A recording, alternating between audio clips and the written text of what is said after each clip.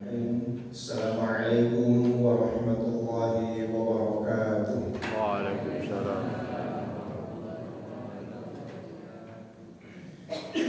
Alhamdulillah alladzi anzala al-kitab alladzi anzala al-Qur'an hudan lin-nas wa bayyinatin minal huda wal furqan. Asyhadu an la ilaha illallah wa asyhadu anna Muhammadan 'abduhu wa rasuluh. Allahumma shalli wa sallim ala nabiyyina Muhammadin wa ala alihi wa sahbihi wa man tabi'ahum bi ihsan ila yaumiddin. Qala Allah ta'ala a'udzu billahi minasy syaithanir rajim. Ya ayyuhalladzina amanu taqullaha haqqa tuqatih wa la tamutunna illa wa antum muslimun. Allahumma inna nas'aluka 'ilman nafi'a wa na'udzu bika min 'ilmin la yanfa'. Allahumma arhamna bil Qur'an, Allahumma arhamna bil Qur'an, Allahumma arhamna bil Qur'an. Bapak Ibu jamaah rahmat Allah Subhanahu wa taala, alhamdulillah kita bersyukur kepada Allah Subhanahu wa taala hari ini dipertemukan kembali oleh Allah dalam keadaan beriman, dalam keadaan menjalankan serangkaian amaliyah ibadah. Mudah-mudahan semua aktivitas ibadah kita senantiasa diterima oleh Allah Subhanahu wa taala.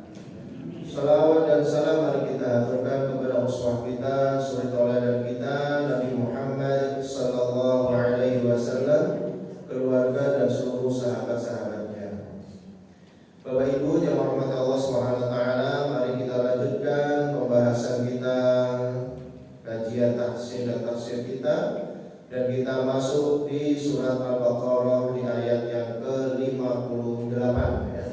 Ini masih menceritakan tentang ta'annutul Yahud, tentang keras kepalanya bangsa Yahudi atau bangsa Bani Israel. Kita baca terlebih dahulu ayatnya, kemudian kita nanti terjemahkan dan kita bacakan tafsirnya.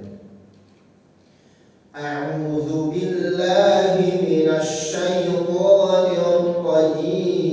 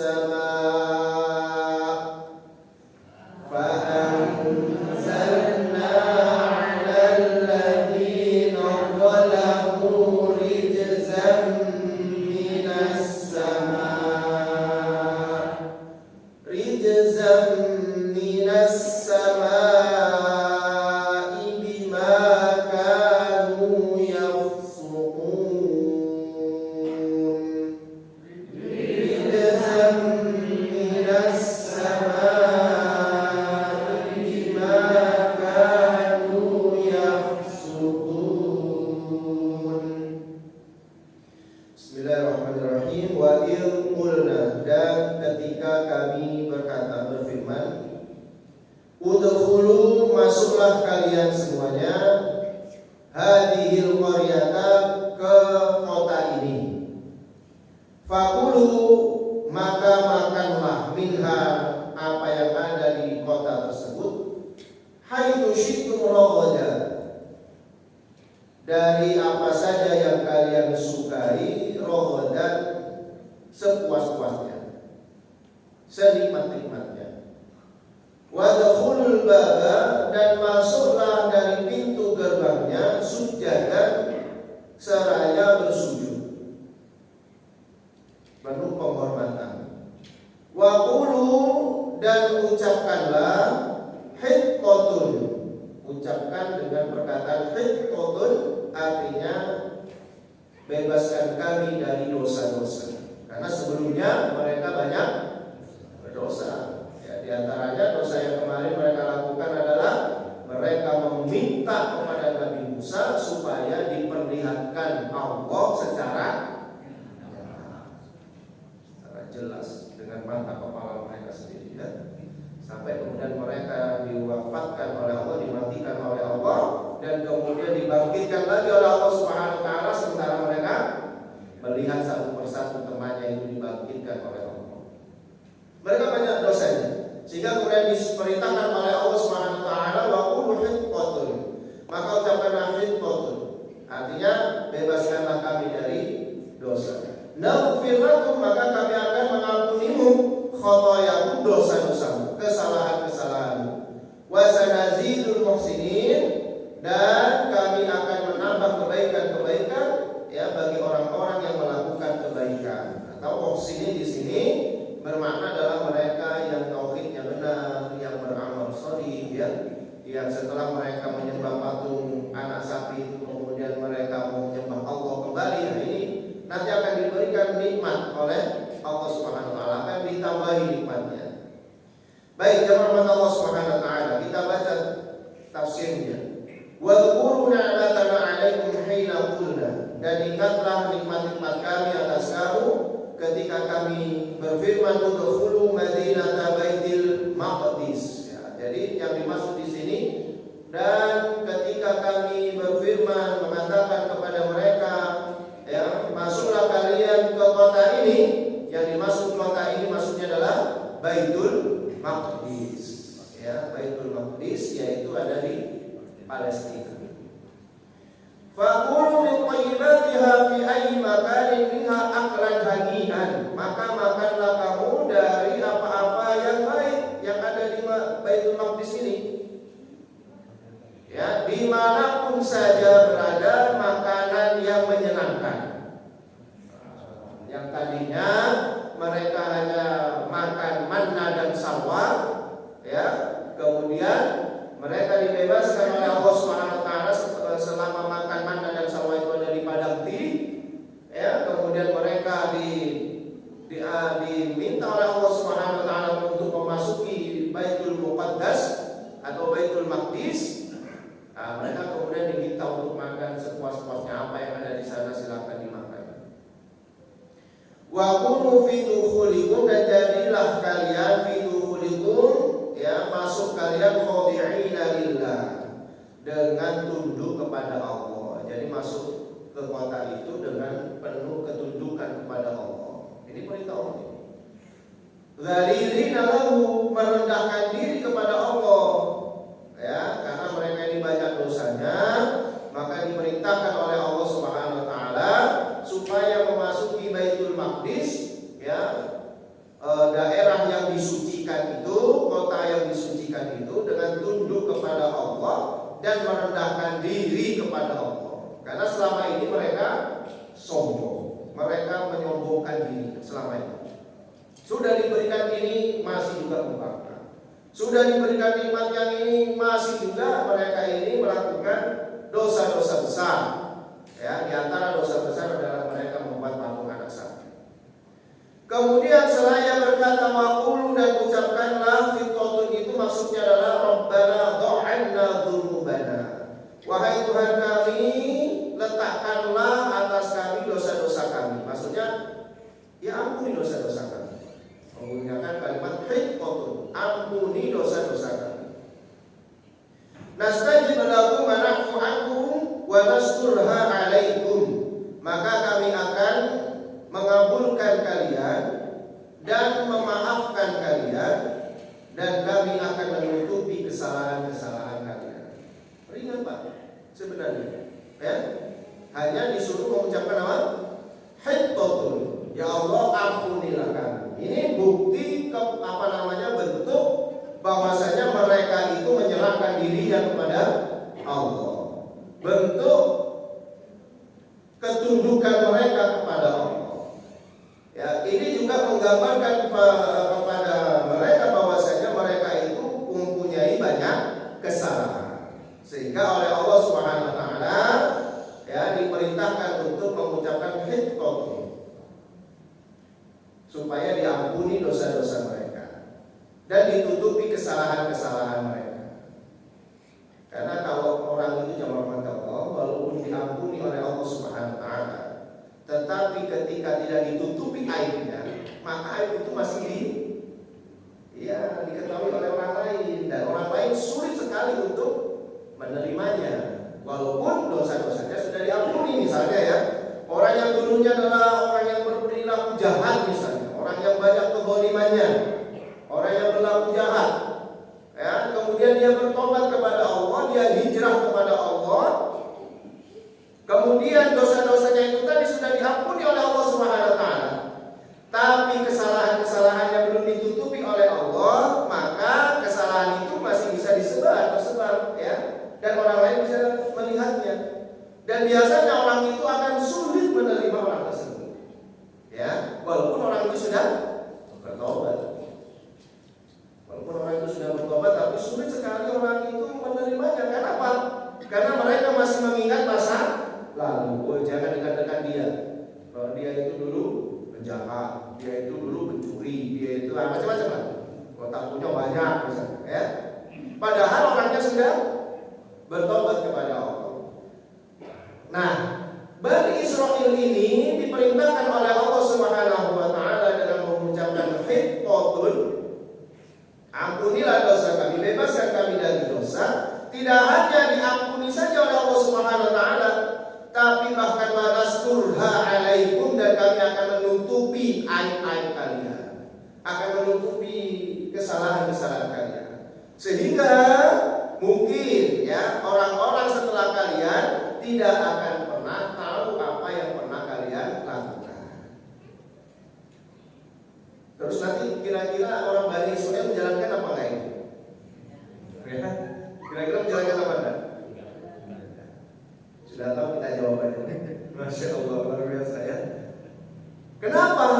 Ya karena oleh Allah diungkit lagi di sini. Berarti mereka tidak menjalankannya.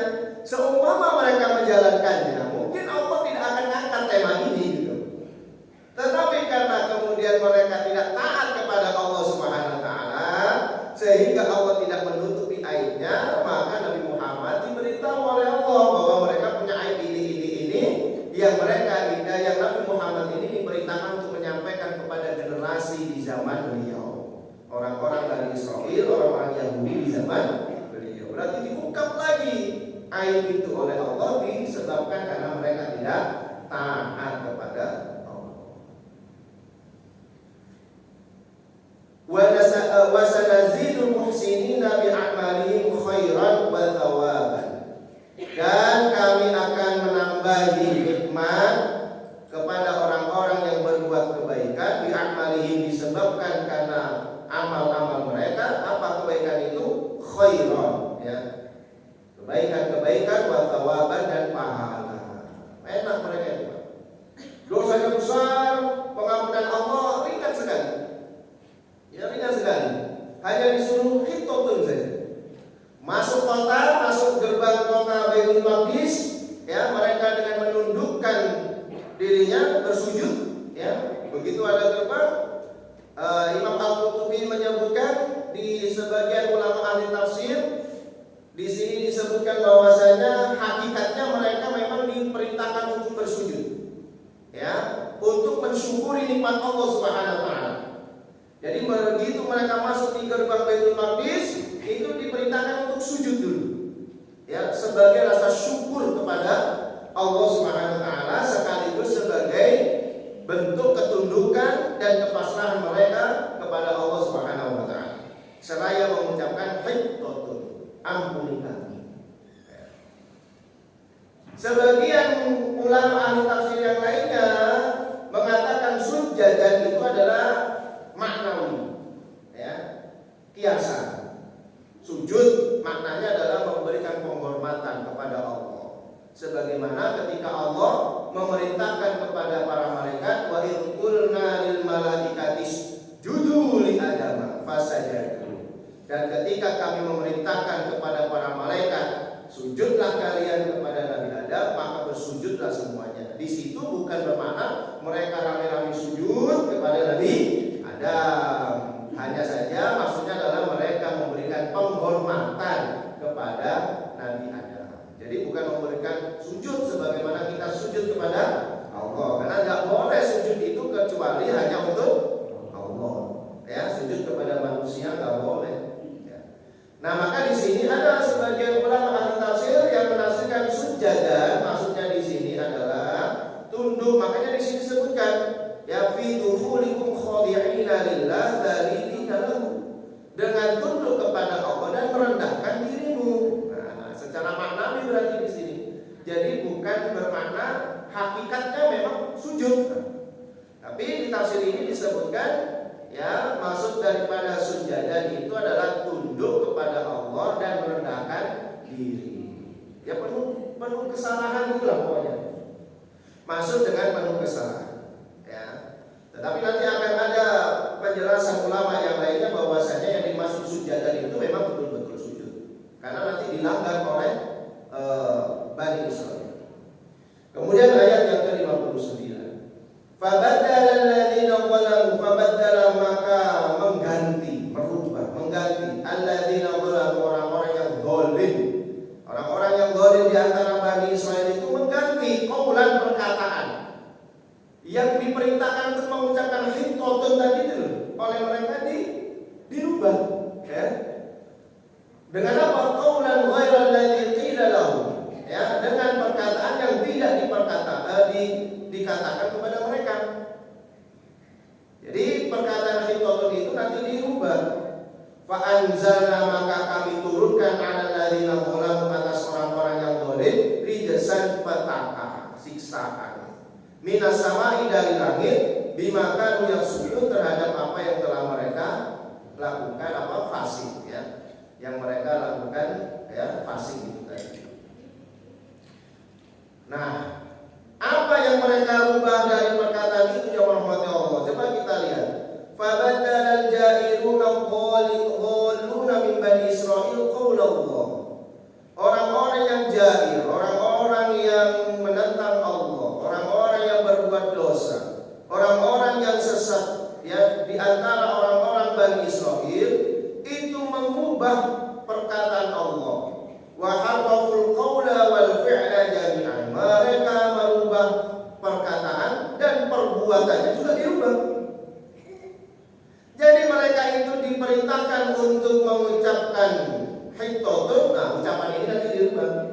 Mereka diperintahkan masuk ke kota Baitul Maqdis tadi dengan bersujud, mereka rubah juga.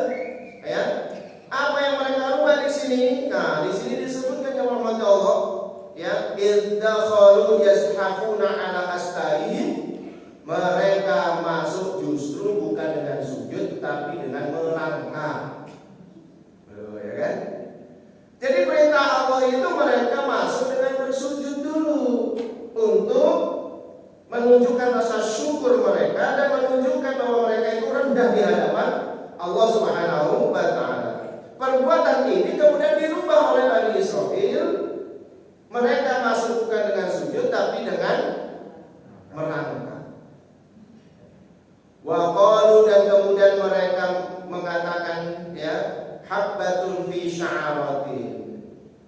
Ya, habbatun fi sya'aratin itu biji gandum. Ya, jadi mereka itu mengubah kata-kata hibbatun menjadi hintotun. Kalau hibbatun artinya tadi adalah meminta ampunan kepada Allah. Kalau hintotun artinya biji gandum. Subhanallah, luar biasa ya. Jadi mereka itu sebenarnya cuma disuruh gampang saja. Mereka punya banyak dosa, Allah akan ampuni. Bahkan Allah di sini menyampaikan fakulu, ya, minha haitsu syi'tum ragadan. Makanlah kamu dari apa yang kamu sukai, sudah.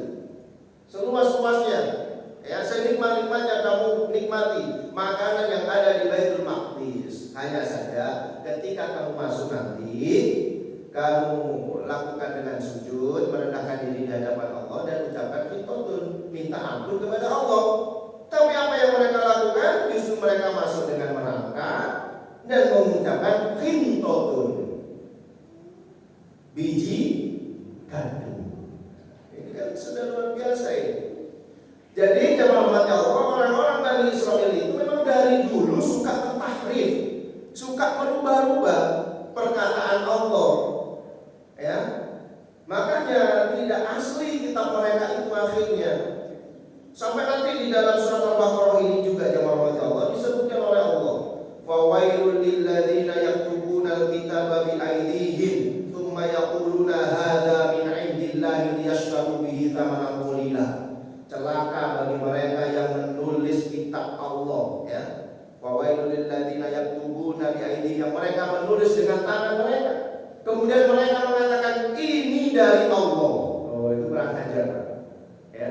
Kurang ajarnya Bani Israil itu seperti itu. Dia tulis sendiri dengan tangan mereka sendiri, kemudian disampaikan kepada jamaahnya, kepada orang-orang awam di antara mereka. Mereka mengatakan ini dari Allah.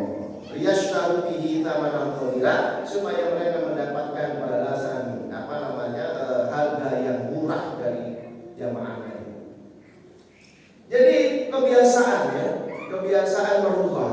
Maka ini di antara para ulama yang rahmat Allah Subhanahu wa taala mengambil hukum atas peristiwa ini, bahwasanya apa yang sudah ditetapkan oleh Allah, baik itu berupa perbuatan maupun ucapan, kalau sudah ditetapkan maka tidak boleh dirubah. Walaupun kita merubahnya dengan makna yang sama misalnya, itu tidak bisa dirubah. Ya, apa yang sudah ditetapkan dalam bentuk ibadah yang sudah ditetapkan oleh Allah, baik ucapannya maupun tindakannya itu sudah ditentukan oleh Allah, maka tidak boleh dirubah. Walaupun mungkin kita rubah dengan ucapan yang hampir sama atau yang semakna. Ya, misalnya kita sholat, ya, sudah ditetapkan oleh Allah, bacaannya adalah Allahu Akbar. Nah, itu nggak boleh diganti dengan Allahu Akbar misalnya. Azim artinya besar, agung. Akbar artinya besar, ya, maha besar. Allah, ya, maha besar, maha agung. Kan sama ini, artinya maha besar dengan maha agung itu sama. Tapi tidak boleh dirubah karena itu sudah ketetapan Allah. Gak boleh juga kita kemudian mengatakan, ini kan sama-sama Asmaul Husna, masa gak boleh? Masa Allah marah sih? Kan bagus juga Azim dengan Azim atau dengan Akbar misalnya, ya. Kan nggak salah juga, ya salah juga gitu. Ya, artinya apa yang sudah ditetapkan oleh Allah, baik ucapan maupun perbuatan itu tidak boleh dirubah. Sama dengan sholat. Sholat itu ya sudah seperti itulah sholat itu. Ada takbir, diawali dengan takbir, ya. Kemudian ada ruku, ada sujud, ada tidak, itulah yang dilakukan. Ya, itulah yang sudah ditetapkan oleh Allah dan Rasulnya. Maka itu nggak boleh diganti. Misalnya sholat itu maknanya dibuat yang lainnya misalnya. Hanya sekedar iling saja kepada Allah, cukup duduk seperti ini, yang penting kita iling sudah sholat misalnya. Ini juga nggak boleh yang seperti itu, ya. Makanya sampai para ulama itu membuat tuntunan-tuntunan itu, ya. Apa yang diucapkan itu juga harus persis, kemudian apa yang dilakukan juga harus persis seperti itu. Wudu juga gitu sama umat Allah. Ya, kalau diawali dengan mengusap membasuh wajah, ya membasuh wajah. Ya tidak boleh kemudian dirubah dengan yang lainnya, ya. Atau tidak usah membasuh wajah misalnya, tidak bisa, ya. Nah, di sini para ulama itu menetapkan hukum yang demikian itu. Jadi kalau apa yang sudah ditetapkan oleh Allah, baik ucapan maupun tindakan, itu tidak boleh manusia merubahnya walaupun sama maknanya. Nah, orang-orang Bani Israel ini kurang ajar. Mereka hanya diminta untuk masuk itu dengan sujud merendahkan diri. Justru mereka dengan yashafuna ala astahihim. Mereka itu merangkak. Bahkan kalau di dalam tafsirnya Al-Qurtubi, ya yashafuna ala astahihim itu maksudnya adalah mereka itu membelakangi maksudnya. Maksudnya itu apa namanya? Dia duduk dengan mohon maaf ya, dengan pantatnya, dengan bumbunya. Kemudian dia jalannya sambil putus gitu.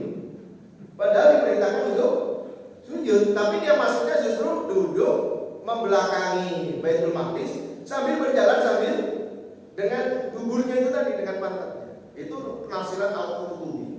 Ya, tetapi kalau di sini disebutkan yasafuna ala astaihin, merangkak. Ya. Kemudian yang tadinya diperintahkan untuk mengucapkan hintotun, mengucapkan hintotun. Jadi hati-hati. Jadi orang-orang yang suka yang memelesetkan kalimat-kalimat Allah itu nggak boleh itu sebenarnya. Coba di sini mereka apa yang disebutkan oleh Allah. Wastahzi'u bidinillah. Mereka itu mengolok-olok agama Allah. Jadi orang Bani Israel itu bukannya mereka merasa bahwa mereka itu banyak dosanya. Mereka tetap angkuh gitu loh, ya. Mereka tetap angkuh. Diperintahkan Allah seperti ini, justru mereka merubahnya. Karena apa? Karena tujuan mereka adalah mengolok-olok agama Allah. Maka kita itu juga nggak boleh meleset-lesetkan ya ayat-ayat Allah, ya, yang tujuannya hanya untuk mencari orang itu supaya ketawa, supaya itu nggak boleh. Membuat plesetan Allah, membuat plesetan Nabi Muhammad, misalnya melecehkan, ya, yang tujuannya hanya untuk mencari apa? Popularitas, ya. Itu nggak boleh itu, dosa hukumnya. Sebagaimana orang-orang Bani Israel itu mereka mengolok-olok agama Allah. Kadang-kadang firman Allah diplesetkan, ya kayak dulu saya punya teman, Pak, itu melesetkan warka'u ma'al-waqi'in, adanya merokoklah bersama orang-orang merokok. Ini kan kurang ajar ini. Warka'u ma'al-waqi'in itu artinya rukuklah bersama orang-orang yang rukuk. Diganti jadi rokok. Ya, hal-hal yang demikian itu sebenarnya nggak boleh ya orang Muslim. Ya, karena itu adalah firman Allah yang tujuannya mereka itu untuk mengolok-olok. Ya, dulu kan banyak ya orang-orang yang mengolok-olok Allah, ya, mengolok-olok Nabi Muhammad. Muhammad digambarkan seperti ini, digambar, ya, dan seterusnya, dibuat karikatur. Itu nggak boleh, itu dosa. Makanya kalau umat Islam itu kemudian marah, itu wajar. Karena sudah sering saya sampaikan, kalau yang namanya cinta itu pasti akan ya berbarengan dengan benci. Artinya apa? Ketika seseorang atau orang lain itu melukai orang yang dicintainya, maka akan muncul sifat benci. Maka kalau ada bapaknya itu benci ibu-ibu digoda orang lain, itu tandanya bapak-bapak cinta sama ibu-ibu. Tapi kalau bapaknya diam, dia digoda orang, nah itu perlu ditanyakan, ya. Jadi cinta betul atau tidak? Ini kan gitu ya. Nah gitu. Nah, jadi gitu yang orang Allah kan. Maka ketika umat Islam itu ada nabinya dihina, terus kemudian marah, ya benci kepada orang yang menghina, itu wajar. Karena itu rasa cintanya. Tapi kalau dia diam aja, ya apa-apa. Itu kan Nabi Muhammad itu walaupun dihina tetap mulia. Misalnya seperti itu, wah ini tanda tanya besar ini, betul-betul cinta atau tidak? Ya. Kemudian ada iklan yang minum khamr, ya, dikasih nama Muhammad sama Maryam. Oh, diem-diem aja misalnya.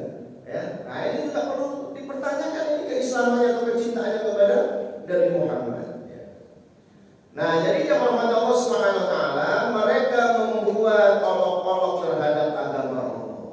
Ya, ini yang dilakukan oleh Bani Israil. Akhirnya oleh Allah apa yang dilakukan? Fa anzalallahu alaihim adzaban minas sama, maka Allah menurunkan kepada mereka azab dari langit. Ya. Sebagian ulama mengatakan bahwasanya rijzan minas sama itu adalah penyakit balak, ya, taun. Di dalam tafsir Al-Qurtubi disebutkan bahwa penyakitnya adalah taun. Taun itu semacam kolera. Hari ini masih ada kolera? Masih ada penyakit kolera? sudah ada vaksinnya dan seterusnya ya. Nah, dulu penyakit ini penyakit yang sangat mematikan. Bahkan di dalam tafsir-tafsir yang lainnya disebutkan bahwa penyakit taun yang diturunkan oleh Allah kepada Bani Israel ini sampai membunuh 70.000 orang. Menular terus, kolera ini menular. Ya, nah, penyakit taun. Katanya nanti di akhir zaman akan diturunkan lagi penyakit taun oleh Allah Subhanahu wa taala, ya. Nah, jadi jamaah rahmat Allah Subhanahu wa taala, fa anzalallahu 'alaihim 'adzaban minas sama, maka Allah menurunkan kepada mereka azab dari langit, ya, maksudnya di sini adalah wabah penyakit taun sampai mematikan 70.000 Bani Israil bisa babi tawarudihim wa khurujihim an ta'atillah, disebabkan karena pembangkangan mereka dan keluarnya mereka dari ketaatan kepada Allah. Nah, ini kita juga menjadi pelajaran ini jemaah Allah. Jadi kalau kita sudah mulai memberontak Allah, membangkang terhadap perintah Allah, ya, kemudian keluar dari ketaatan kepada Allah, sebenarnya Allah itu menurunkan azab. Hanya saja Allah masih memandang orang-orang yang senantiasa berzikir kepadanya, orang-orang yang memakmurkan masjidnya, orang-orang yang senantiasa membaca firman-Nya. Akhirnya azab itu tidak jadi diturunkan oleh Allah. Maka orang-orang yang berlaku maksiat itu sebenarnya berterima kasih kepada orang-orang yang taat kepada Allah itu, sebab mereka lah azab Allah itu tidak jadi diturunkan. Kalau nggak percaya coba aja, misalnya satu kampung itu maksiat semuanya, habis itu sudah sama Allah, ya, dihabisi itu sama Allah. Nah, jadi disebabkan karena pembangkangan mereka dan keluarnya mereka dari ketaatan kepada Allah, maka menjadikan Allah menurunkan azabnya, menurunkan balaknya. Ini juga jadi koreksi kita nanti jamaah. Kalau misalnya di keluarga kita kok misalnya ini, kok Allah memberikan ujian, ya, ada saja yang apalah pokoknya ujian. Nah, itu bisa koreksi. Mungkin kita dan keluarga kita itu melakukan kemaksiatan yang kita belum minta maaf kepada Allah. Dan itu wajar, namanya juga manusia kan. Manusia itu walaupun orang beriman ini jamaah rahmat Allah tidak pernah lepas dari berbuat kesalahan. Itu disebutkan oleh Allah di dalam surat Ali Imran. Ya, di ayat yang ke-134 135 itu, ya, menunjukkan ciri-ciri orang yang bertakwa itu salah satunya walladzina idza fa'alu fahishatan aw dzalamu anfusahum dzakarullaha fastaghfaru lidzunubihim, yaitu orang-orang yang apabila dia menzalimi diri mereka sendiri, ya, atau berbuat kefahishan, berbuat kekejian, maka mereka segera ingat Allah dan minta ampun kepada Allah. Nah, jadi orang bertakwa pun juga bisa berbuat kesalahan. Hanya saja bedanya, kalau orang yang bertakwa itu ketika mereka sadar melakukan kesalahan segera ingat Allah dan minta ampun, sementara orang-orang yang zalim walaupun mereka sudah melakukan kezaliman tetap saja tidak mau minta ampun kepada Allah. Nah, ini menjadi koreksi, ya. Misalnya di keluarga kita ada saja ujian dari Allah ini, nah, itu bisa dikoreksi, ya. Apakah saya melakukan kesalahan dan seterusnya, maka segera bertaubat kepada Allah Subhanahu wa taala dengan harapan supaya ujian itu segera diangkat oleh Allah. Kemudian yang rahmat Allah Subhanahu wa taala, ayat selanjutnya, ayat ke-60, wa idistasqa Musa, dan ketika Musa meminta air di qaumihi untuk kaumnya, faqul nadrib bi asraqal hajar, maka kami berfirman kepada Musa, idrib bi asraka, pukullah tongkatmu al-hajara, batu itu. Famfajarat min husnata asyrata aina, maka memancarlah dari batu itu 12 mata air. Qad alima kullu unasin mashrabahum, sungguh mengetahui setiap kelompok-kelompok itu tempat minumnya. Kenapa kok 12 mata air? Karena memang Bani Israil itu ada 12 qabilah, 12 suku, ya. Kulu washrabu, makan dan minumlah min rizqillahi, dari rizki Allah, wala ta'thaw fil ardi mufsidin, dan janganlah kamu bertebaran di bumi mufsidina, menjadi orang-orang yang merusak bumi, ya. Nah, ini yang rahmat Allah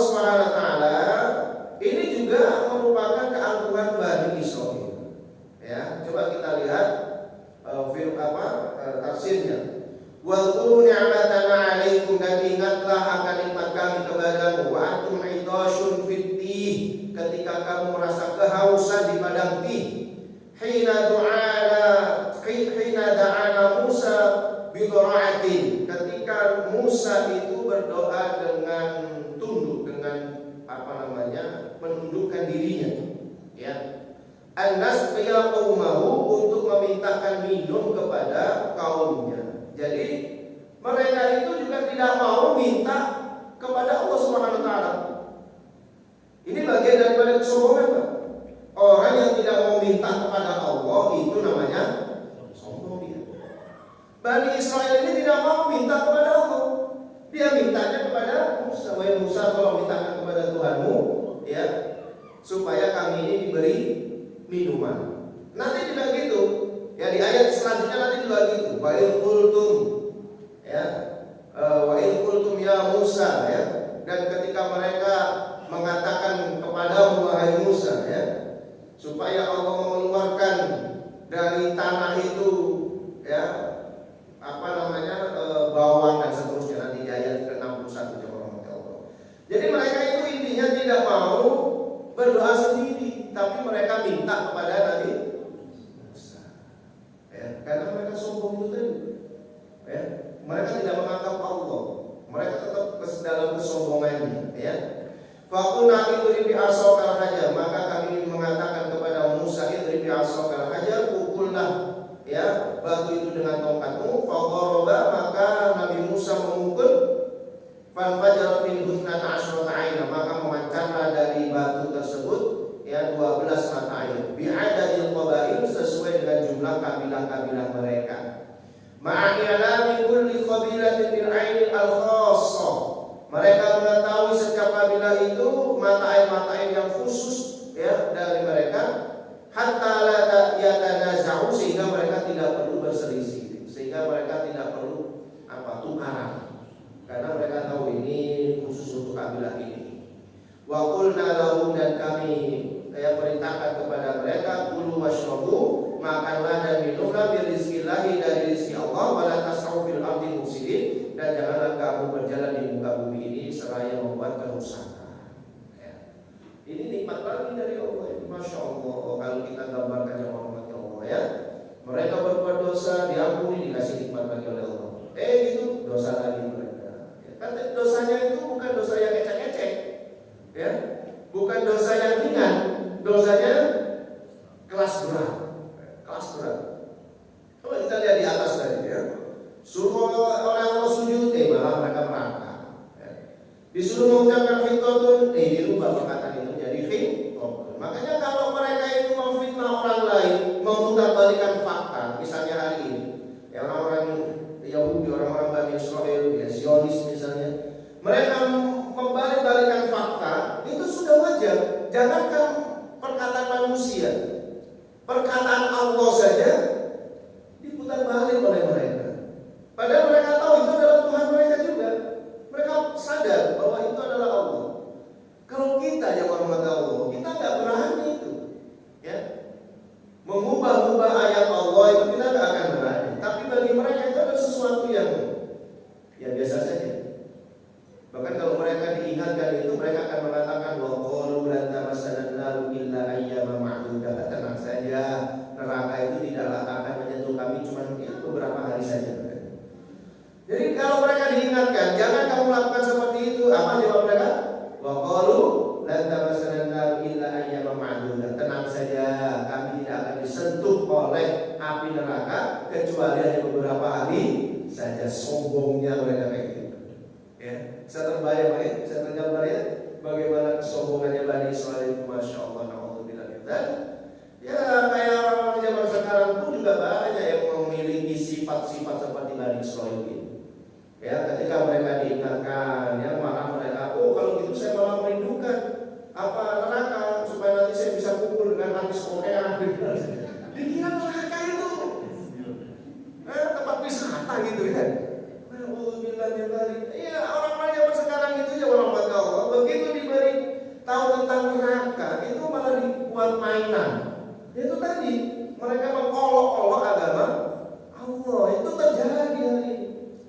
Padahal dulu itu kalau Rasulullah melewati ayat-ayat yang menceritakan tentang azab, ayat-ayat tentang neraka, bergemuruh dadanya itu menangis kepada Allah, berdoa kepada Allah. Hari ini, ya, ketika anak-anak muda, siapapun ya, kadang-kadang Nggak apa-apa, nanti bisa ketemu di sekolah ya. Alhamdulillah. Ini kalau sudah seperti ini ya Allah. Ya. Kalau diingatkan tentang surga, mereka mengatakan, Allah kayak sudah pernah ke surga saja bisa cerita surga. Nah, ini mereka mengolok-olok gitu, ya. Apalagi mereka mengatakan bahwa surga dan neraka itu adalah khayalan saja bagi orang-orang yang suka menghayal. Ya. Kehidupan di dunia ini saja. Setelah mati sudah jadi bangkai, nggak ada lagi pertanggungjawaban. Ada apa enggak orang kayak gini? Tapi saya yakin bukan orang di sini lah ya. Yang sana-sana ya. Ada ternyata itu. Jadi bayangan kita tuh wah luar biasa ya Bani Israel itu ya. Kayak gitu ya. Jangan hanya melihat Bani Israel di zaman dulu. Zaman kita hari ini, walaupun mereka itu bukan Bani Israel, tapi sifat mereka itu sama dengan Bani Israel. Mereka dikasih nikmat atau tidak sama? Dikasih. Ya. Tidak ada nikmat-nikmat yang biasa-biasa yang sama dengan kita. Ya, nikmat yang sama dengan kita ya mata bisa melihat, hidup bisa bernafas, ya kan? Itu yang sama. Bahkan mereka itu dilebihkan oleh Allah. Dikasih kekuasaan, dikasih kenikmatan yang lainnya, harta mereka mungkin berlebih daripada kita. Ya. Kemudian mereka juga diberikan jabatan, mereka nikmat misalnya. Tapi begitu diingatkan tentang hal-hal yang demikian itu, ternyata mereka jawabannya seperti itu, sama posisi. Bani Israel sudah diberikan nikmat oleh Allah begitu banyaknya. Begitu diingatkan tentang surga dan neraka, mereka katakan seperti itu, tenang saja, saya cuma akan disentuh oleh neraka itu hanya beberapa hari saja. Kan nanti ditantang itu oleh Allah Subhanahu wa taala. Kalau begitu mintalah kematian. Kalau kamu orang yang benar, ya, maka mereka tidak akan minta kematian. Ya, karena mereka itu tahu bahwa mereka itu berdusta, ya, mereka itu berdusta jamaah Allah. Nah, tapi itu tadi jangan sampai sifat-sifat ini ada pada diri kita, kan gitu ya.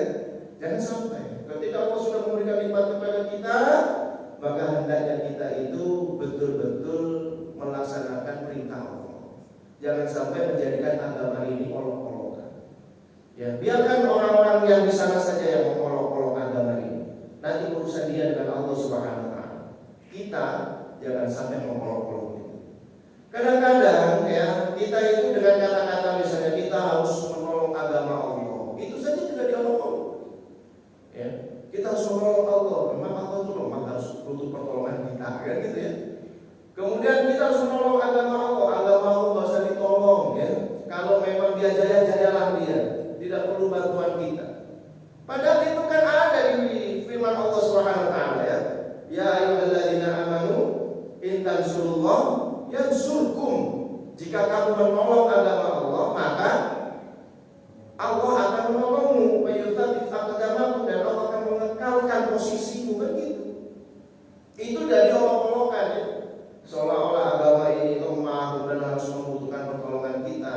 Padahal tidaklah demikian. Sebagaimana Rasulullah juga pernah menasehati ya seseorang ya, jagalah Allah maka engkau akan dijaga. Allah ifadillah yafadka, jagalah Allah maka engkau akan dijaga oleh Allah. Bukan berarti Allah mau dijaga, tidak. Maksudnya di situ menjaga aturan-aturan Allah, untuk kita jaga perintahnya supaya kita jalankan, kita jaga larangannya untuk kita tinggalkan, seperti itu. Maka Allah akan menjaga kita. Begitu pula ketika kita menolong Allah, menolong agama Allah, sebenarnya ada menolong dari pelecehan orang-orang yang melecehkan agama Allah. Maka Allah akan menolong kita. Ini jamaah Allah Subhanahu wa taala,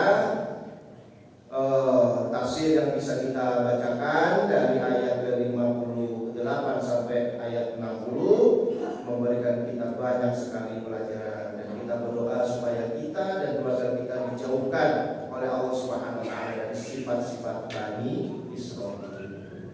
Demikian kita tutup dengan doa kafaratul majelis. Subhanallahumma wa bihamdika asyhadu an la ilaha illa